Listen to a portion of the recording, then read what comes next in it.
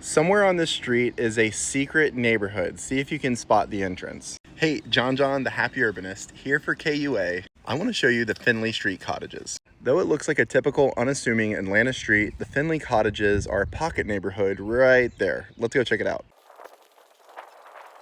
So behind 4 units that face the street, there is 1, 2, 3, 4, 5, 6 more units back here. So a total of 10 sharing this common courtyard. This development was completely legal and didn't require any sort of zoning concessions. Let me explain how this came about. So KUA is not just the architects on this, they're also the developers. And when they came across this property, it was just 2 houses on 1/3 acre lots. Most developers, in order to maximize profits, would have bulldozed the old houses and built 2 luxury duplexes, which is the most obvious by right development that would be profitable. But Kronberg looked deep into the code, wanting to make an example of how we can get workforce housing with our current code as we seek out incremental ways to make things like this less exceptional and more normal. So let's start out front. They preserved the 2 original houses, which is that one and that one.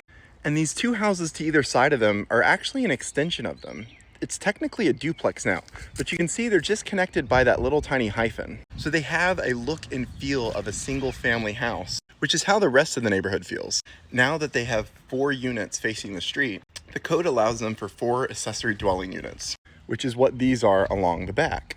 And because they're a walking distance from both a rail line and a bikeway, it doesn't require any additional off-street parking. But digging deeper into the code, they found something else. You could also have a guest house on the premises, which is what this is right here, and this is right here.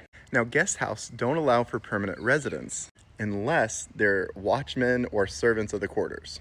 So technically, to be a full-time resident of this house, you have to sign an employment agreement.